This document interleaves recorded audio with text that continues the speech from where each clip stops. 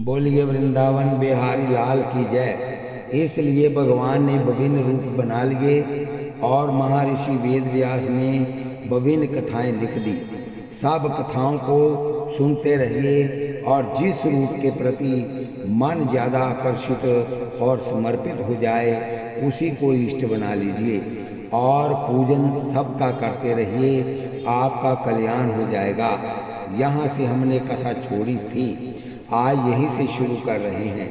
जैसे सब सांसद बराबर हैं, लेकिन उसमें से किसी भी एक को प्रधानमंत्री बना दिया जाता है।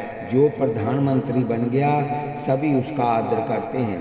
उनके प्रधानमंत्री पद से उतर जाने पर कोई दूसरा प्रधानमंत्री बन गया तब सारे उसका आदर करते हैं। एक टीम के सारे खिलाड़ियों में से जो कप्तान बन गया सब उसका सम्मान करते हैं। इसी प्रकार प्रभु के जितने भी चरित्र हैं, अवतार हैं, वह सब एक बराबर हैं।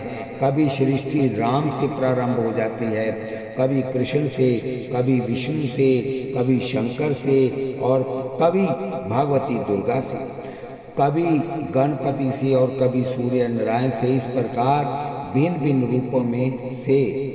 रूपों से सृष्टि प्रारंभ होती है और जिससे सृष्टि प्रारंभ हुई है उस कल्प का वही स्वामी होता है और शेष सब देवता उनका सम्मान करते हैं और उनकी पूजा करते रहते हैं। तात्पर्य ये है कि ये सब बराबर हैं और सब एक दूसरे को सम्मान देते रहते हैं। हम एक सभा में गए, वहाँ की समिति के सदस्य हमसे मिलने आए। हमने कहा कि आप में से प्रधानमंत्री और खजांची कौन कौन है। वह सब एक दूसरे को प्रधान या खजांची बता रहे थे। समझ में ही न आए कि इसमें कौन प्रधान है और कौन खजांची है। वास्तव में उनमें इतना प्यार और सामंजस्य था कि दूसरों को सम्मान दे रहे थे। प्रधान कह रहा था मैं केवल निमित्त हूँ, वास्तव में प्रधान ये है। वह एक दूसरे को बढ़ावा दे रहे थे। संसार में दो प्रकार के लोग होते हैं। एक प्रकार के लोग दूसरे को ऊपर उठाने की कोशिश करते हैं और दूसरी प्रकार के लोग टांग खींचने की कोशिश करते हैं। जीवन का सत्य ये है कि यदि आप दूसरों को आगे बढ़ाने की कोशिश करेंगे तब आप स्वयं भी आगे बढ़ेंगे। इसके विपरीत यदि आप दूसरों की टांग खींचने की कोशिश करेंगे तब आपकी टांग खींचने वाला भी पैदा हो जाएगा। ये बात गांठ बांध लें। एक बार राम जी पेड़ के नीचे बैठे हुए थे। बंदर पेड़ पर बैठे थे और मल मूत्र आदि कर रहे थे। लक्ष्मण जी को क्रोध आ गया। लक्ष्मण जी ने कहा प्रभु आप आज्ञा दें कि मैं इनकी पूंछ पकड़कर इन्हें नीचे पटक दूं। ये कितने असभ्य हैं कि स्वामी नीचे बैठा है और ये ऊपर बैठे हैं, जबकि सेवक को हमेशा स्वामी से नीचे बैठना चाहिए। राम जी मुस्कुराए। उन्होंने कहा लक्ष्मण हमारा अवतार हुआ है नीचे गिरे हुओं को ऊपर उठाने के लिए, ना कि ऊपर उठे हुए लोगों की टांग पकड़कर नीचे गिराने के लिए। हमने अवतार प्राणी मात्र को ऊपर उठाने के लिए लिया है, नीचे गिराने के लिए नहीं। लक्ष्मण जी गदगद हो गए। धन्य है प्रभु, धन्य है आप।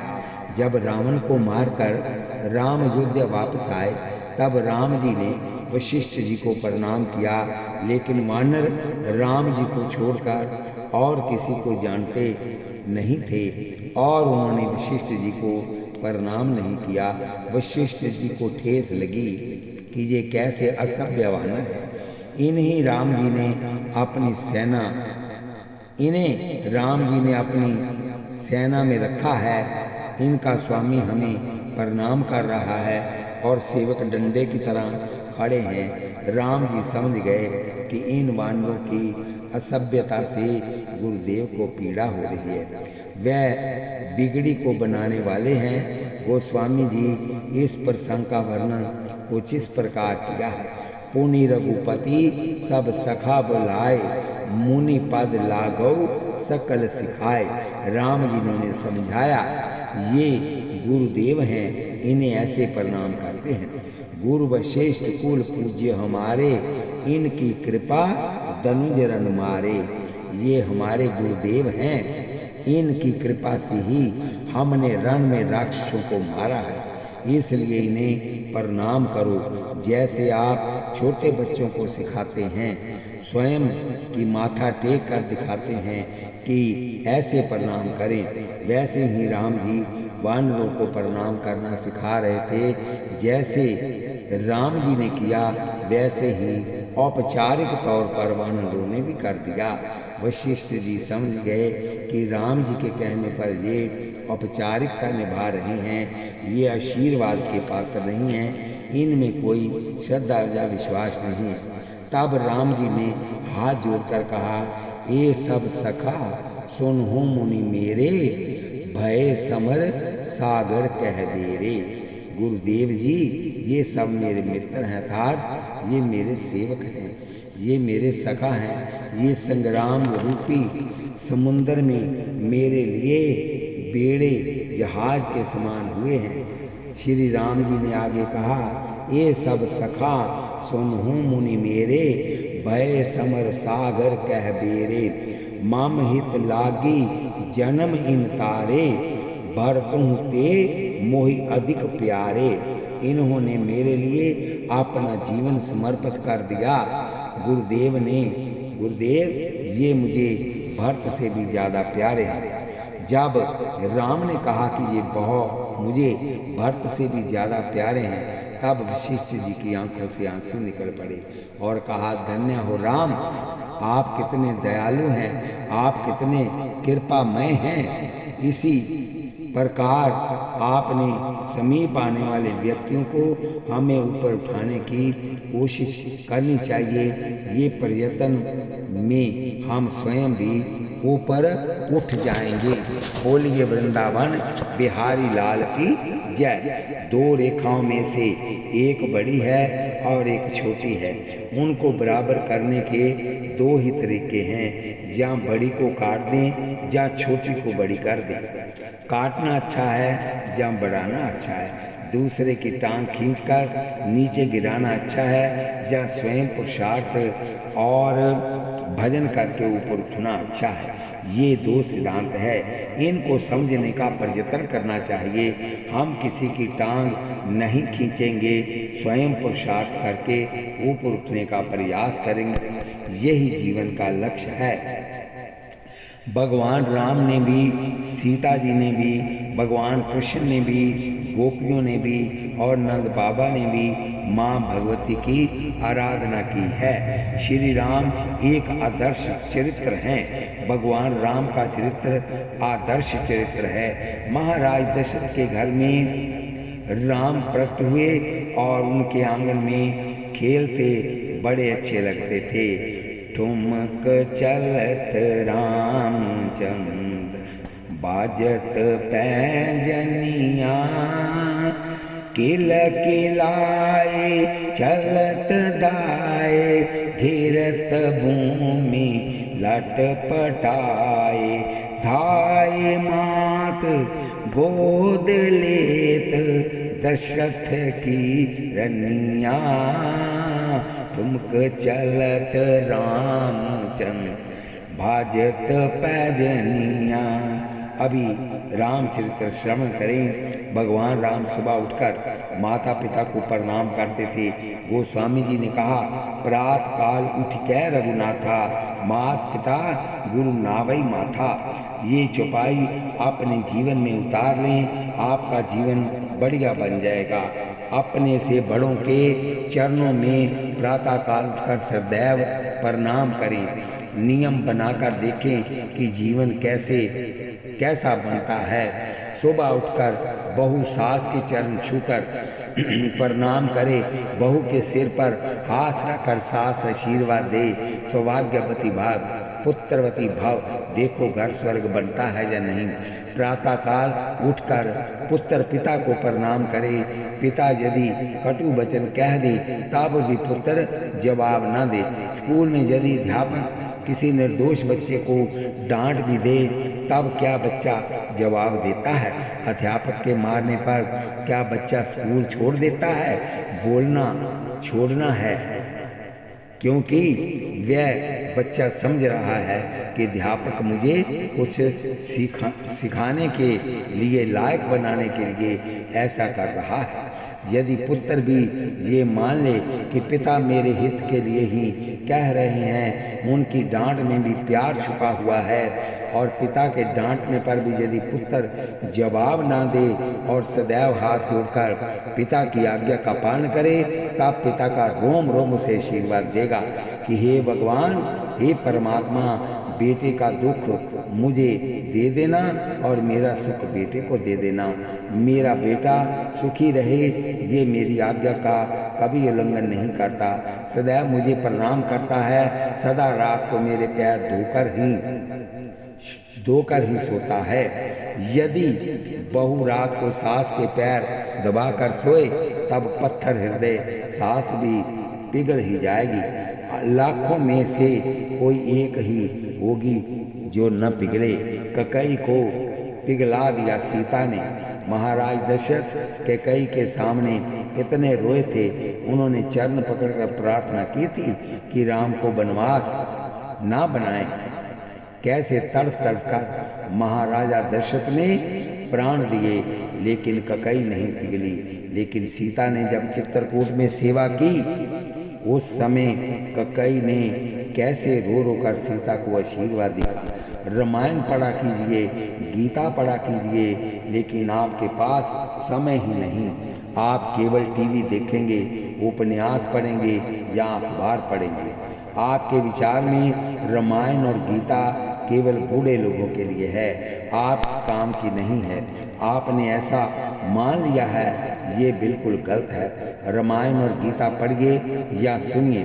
घर को स्वर्ग बनाने के लिए रामायण पढ़नी चाहिए या सुननी चाहिए। बच्चों में भी संस्कार तभी बनते हैं जब वह रामायण के चरित्र को पढ़ते या सुनते हैं। रामायण या गीता की कैसेटें चलती रहें और आते जाते बच्चों के कानों में बात पड़ती रहे। एक लड़के ने हमें बताया कि वह सत्संग भवन के पास से निकल रहा था। उस समय कथा का प्रसंग चल रहा था कि जो ब्राह्मण शराब पीता है उसकी जीते जी आग में जलकर मरने से ही शुद्धि होती है। और वह शब्द ऐसा दिमाग में पड़ा कि कुसंग में जाकर भी मैं शराब से बचा रहा और नालायक होते हुए भी अब लायक बन गया। वह आपके शब्द थे जिन्होंने मुझे दोषों से बचा लिया। आपके घर में धार्मिक कैसेटें चलती रहनी चाहिए। आते जाते शब्द बच्चे के कानों में पढ़ते रहना चाहिए। बच्चे सत्संग में भी नहीं आते, आप अपने घर को ही सत्संग भवन बना लीजिए। अच्छी ऑडियो और वीडियो कैसेटें जब आप सदा सुनते रहेंगे, तब एक दिन बच्चों में भी वह संस्कार पड़ ही जाएंगे। और जब सुनने लगेंगे, तब उनके जीवन पर भी कुछ न कुछ प्रभाव जरूर पड़ेगा। ऐसा हो नहीं सकता कि वह परमाणु आपके परिवार पर कोई प्रभाव न डाले। महाराज दशरथ ने तड़प कर राम के वियोग में प्राण त्याग दिए। भरत ने ननिहाल से वापस आने पर जब सुना कि कैकेयी ने राम को बनवासी बनाया, सारा परिवार रो रहा था और कैकेयी मुस्कुरा रही थी। भरत को बड़ी पीड़ा हुई। ये कितनी बड़ी पापनी है, दुष्ट है और नागनी है। क्रोध से भरकर माँ से बोले, पापनी, तूने कुल का सत्यानाश कर दिया। पापनी सब ही भांति कुल नासा। जब तेरे मन में वर मांगने की इच्छा हुई, तेरी जीभ में कीड़े क्यों नहीं पड़ गए? तेरी जीभ गल कर खिर क्यों नहीं गई? तेरा हृदय टुकड़े टुकड़े क्यों नहीं हो गया? खंड खंड हुई हृदय न गयऊ तूने मुझ कुल कलंकी को पैदा करके ये दुख दिया है। तू बांध्या क्यों नहीं हो गई? पैदा होते ही तूने मेरा गला क्यों नहीं घूंट दिया? उठकर चली जा यहाँ से। आज के बाद तू मेरी माँ नहीं, मैं तेरा बेटा नहीं। मेरी माँ कौशल्या है, मैं उनका पुत्र हूँ और मेरे स्वामी राम है। तब कई की आंखें खुली कि ये मैंने क्या कर दिया? मैंने राम को ठुकराया और मेरे बेटे ने भरत ने मुझे ठुकरा दिया है।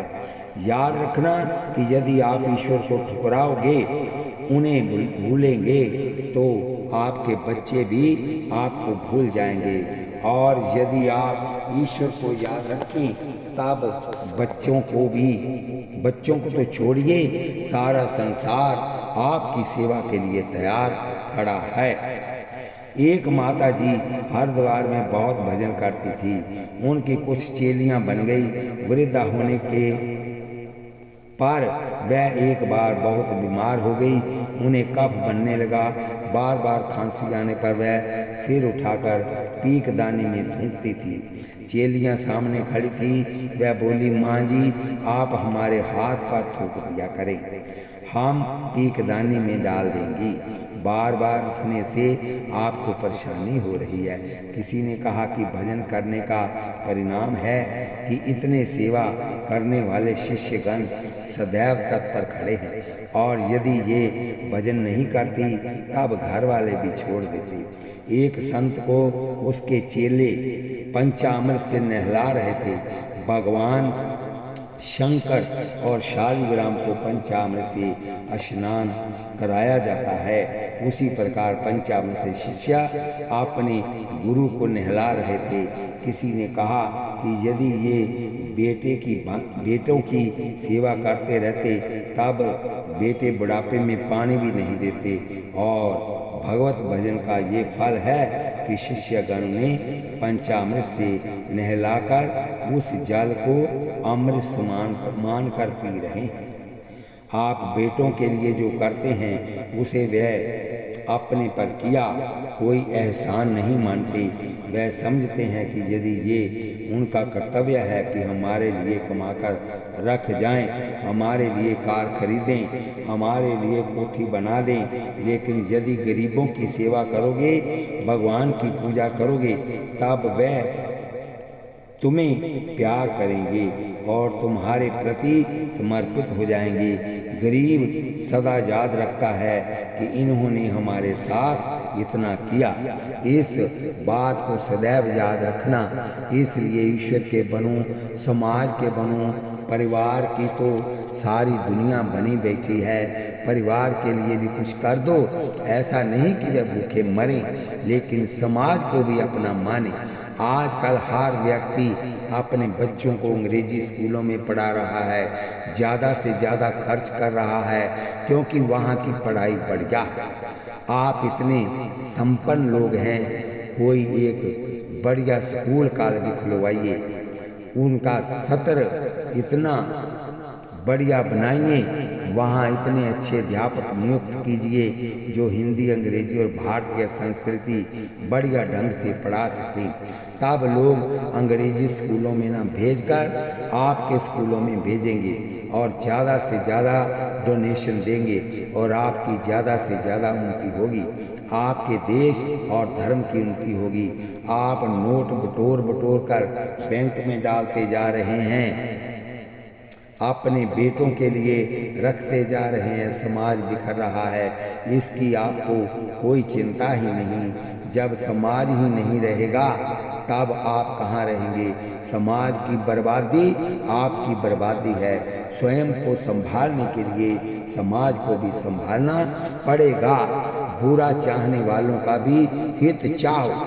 ककई कौशल्या के चरण पकड़कर बहुत रोई, बोली, मुझे चित्रकूट ले चलो बहन, मैं राम से माफ़ी मांगूंगी और उन्हें वापस ले आऊंगी। जब तक मैंने राम से प्यार किया, महाराज ने मुझे पलकों पर बिठा कर रखा, समाज ने प्यार दिया और बेटे ने सम्मान दिया। लेकिन जिस दिन से मैंने राम को छोड़ा मैं कहीं की नहीं रही। अब समझ में आया कि ईश्वर को छोड़ने वाले का दुष्परिणाम क्या होता है। आजकल बहू सास को दोष देती है लेकिन अपनी ओर नहीं देखती। सास बहू को दोष देती है लेकिन अपनी ओर नहीं देखती। तुम अपनी कमियां देखना आरंभ कर दो। बहू को बेटी के समान प्यार दो। बहू भी ये सोचे और समझे कि सास ससुर के पास जो था अपना बेटा, उसे पढ़ा लिखा कर सेट करके मुझे दे दिया है। ये कितने दयालु हैं, मुझे इनकी सेवा करनी चाहिए। आजकल के बेटे अपने ऑफिस से आने के बाद अपनी पत्नी के पास कमरे में घुस जाते हैं। बेचारे माता पिता की ओर देखने की उन्हें फुर्सत ही नहीं। काम का प्रभाव, वासना का दुष्प्रभाव ऐसा फैल रहा है कि व्यक्ति अपना धर्म कर्म सब भूल चुका है। कृतज्ञता यही है कि सास ससुर और माता पिता के प्रति समर्पण की भावना हो। इन्होंने हमारे साथ उपकार किया है। आप धूप में चल रहे हैं, कोई आपसे कहे कि आप कुछ देर छाया में बैठ जाएं, पानी पी लें, उनके पीने पिलाने पर आप कितना धन्यवाद देते हैं। और जिन्होंने सारी जिंदगी आपको दे दी उसका कोई धन्यवाद नहीं। ककाई रोती है क्योंकि जब वह चित्रकूट पहुंची तब सीता जी ने सबसे पहले उनके ही चरण छुए थे। मानस में लिखा है, सिया सासु सेवा बस कीनी, तिन लही सुख सिख आशीष दीनी। कौशल्या या सुमित्रा की सेवा में कमी भले ही हो जाए लेकिन ककई माँ की सेवा में कमी नहीं आनी चाहिए। राम जी का आदेश भी यही था और सीता जी का सिद्धांत भी यही था। और जब सीता जी रात को ककई के पांव दबा रही थी तब ककई रो रही थी। उनकी आंखों से मोटे मोटे आंसू गिर रहे थे। भगवती सीता ने अपने वस्त्र से आंसू पोंछते हुए कहा, माँ क्यों रो रही हो? वह बोली, बेटी विधाता मुझे मृत्यु दे दे और मैं मर जाऊं, ये पृथ्वी फट जाए और मैं उसमें समा जाऊं, बस मैं यही मांगती हूँ। अवनी जमही जाचही जाचती के कई, महीना बीजु विधि मीज न देई। क्योंकि मैंने राम जैसे बेटे को वनवासी बनाया, सीता जैसी बहु पलकों पर बिठाने योग्य थी, जिसके इतने कोमल चरण हैं, इतना कोमल शरीर, ऐसी बेटी को मैंने 14 वर्ष के वनवास का कष्ट दिलाया। मैं पापी हूँ, मेरे कारण महाराज दशरथ ने शरीर छोड़ा, मेरे दोषों के कारण भरत ने मुझसे मुंह मोड़ा, जो मुझसे पैदा हुआ उसने ही मुख मोड़ लिया। मेरे पति जिन्होंने मुझसे शादी की, मुझसे इतना प्यार किया, उन्होंने भी बहन कौशल्या से कहा था ककई मेरी अंतिम इच्छा पूरी करो, मेरे जीते जी ककई मेरे पास न आए और मेरे मरने के बाद मेरे मृतक शरीर पर भी ककई की नजर नहीं पड़नी चाहिए। कितना चाहते थे ककई को दशरथ, लेकिन अंतिम समय कह गए कि लाश पर भी दृष्टि नहीं पड़नी चाहिए। बहुत रोई ककई, बहुत रोई, विधाता मुझे मौत दे दे, पृथ्वी मुझे जगह दे दे जिसमें मैं समा जाऊं। मेरे बेटे भरत ने मुझे छोड़ दिया, महाराज दशरथ ने मेरे लिए ऐसे शब्द कहे, लेकिन मेरे ही दोषों के कारण मैं दोषी हूँ। बेटी मैं दोषी हूँ, लेकिन फिर भी लाडले राम ने मुझे इतना प्यार दिया। बेटी तुम मेरी इतनी सेवा कर रही हो कि मैं जीते जी कभी भूल नहीं सकती, मुझे माफ़ कर दो बेटी, मुझे माफ़ कर दो। राम से कहा कि वापस चल पड़े। राम जी ने माँ ककई को समझाया, माँ अब पिता का शरीर छूट चुका है, और उसके सत्य की रक्षा मुझे करनी है। वन में रहकर संतों का संग मुझे प्राप्त होगा। आपने जो किया उसमें मेरा हित ही हित है, अहित नहीं है। पिता के वचनों को निभाकर मैं शीघ्र वापस लौटूंगा। अयोध्या वासियों के वापस लौटते समय भी ककई को गले लगाकर राम बहुत रोए। सीता जी अपनी माताओं के चरण पकड़कर रो रही थी। उस समय क्या करुण दृश्य था कि पत्थर हृदय भी पिघल जाए। राम की शीलता और सीता जी की नम्रता देखकर ककई सीता को गले लगाकर बार बार रो रही थी। मेरी प्यारी बेटी सीते, मुझे विधाता भी माफ नहीं करेगा, लेकिन मुझे माफ कर दो। सीता ने कहा, माँ ये क्या कह रही हो आप? माता पिता सास ससुर जो करते हैं उसमें बच्चों का हित ही छुपा होता है। सब ने प्रार्थना की, प्रभु दुष्टों का संहार करके आप शीघ्र वापस आना। और जब अयोध्या वापस आए तब का उल्लेख करते हुए गोस्वामी जी कहते हैं, प्रभु जानी के कई लजानी, प्रथमता सुग्रह भय भवानी। अर्थात प्रभु ने जान लिया कि माँ ककई बहुत लज्जित हो गई है, इसलिए वह पहले उन्हीं के महलों में गए। जब वापस अयोध्या आए सबसे पहले माँ ककई के महल में जाकर प्रणाम किया। यानी 14 वर्ष के बाद वापस आते ही राम पहले माँ कौशल्या के पास नहीं गए, माँ सुमित्रा के पास भी नहीं गए। सबसे पहले वे माँ ककई के पास गए। जो निंदा करता हो आप उसकी प्रशंसा करें, जो आपका अहित चाहता हो आप उसका हित चाहें, जो आपको बुरा कहता हो आप उसको भी अच्छा कहें। फिर देखें कि उनके मन में कैसे परिवर्तन होता है। बोलिए वृंदावन बिहारी लाल की जय। विश्वामित्र वशिष्ठ विवाद। महर्षि विश्वामित्र और वशिष्ठ में विवाद छिड़ गया। लंबी कथा है। इन दोनों का विवाद इतना बड़ा कि महर्षि विश्वामित्र ने सोचा कि वशिष्ठ का सिर काट दूंगा और वह उनके आश्रम में चले गए। ऐसे छुप छुप कर गए कि कोई देख न पाए। और उन्होंने सोचा कि जब वशिष्ठ अकेले बैठे होंगे तब वह नंगी तलवार से उनका सिर काट देंगे। उन्होंने देखा कि वशिष्ठ जी बैठे हुए हैं और उनके शिष्य पढ़ रहे हैं और विश्वामित्र चुपके बैठे सब देख रहे थे। किसी शिष्य के मुंह से निकल गया, गुरुदेव देखिए ना, पूर्णमासी के चांद की चांदनी कैसी छिटकी हुई है, कैसी शीतल है, कैसा शुभ्र प्रकाश है। महर्षि वशिष्ठ बोले, हाँ बेटा, जैसे विश्वामित्र की तपस्या का प्रकाश सारे विश्व में फैला हुआ है, क्योंकि इस समय उन जैसा तपस्वी कोई दूसरा नहीं है। वह बहुत बले हैं, उन्होंने बहुत तप किया है। जैसे इस समय चांद की चांदनी का प्रकाश छिटका हुआ है, वैसे विश्वामित्र के तप और तेज का प्रकाश फैला हुआ है। अरे विश्वामित्र के आंसू निकल आए। मैं जिसका सिर काटने आया हूँ वह मेरी अनुपस्थिति में मेरी इतनी प्रशंसा कर रहा है। मैं बहुत ही गलत कार्य करने जा रहा था। नहीं, मैंने इनके 100 बेटों को मार डाला। मैंने ये किया वह किया। उन्हें अपने किए सारे उपद्रव याद आने लगे।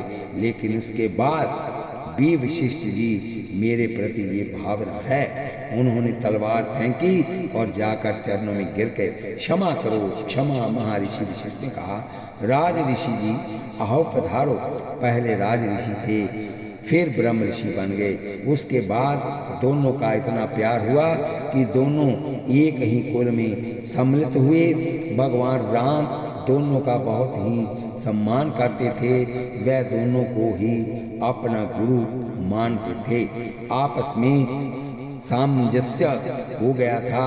अंधकार में अंधकार मिलने से अंधकार ज़्यादा गहरा हो जाएगा और अंधकार में प्रकाश मिलने से अंधकार समाप्त हो जाता है।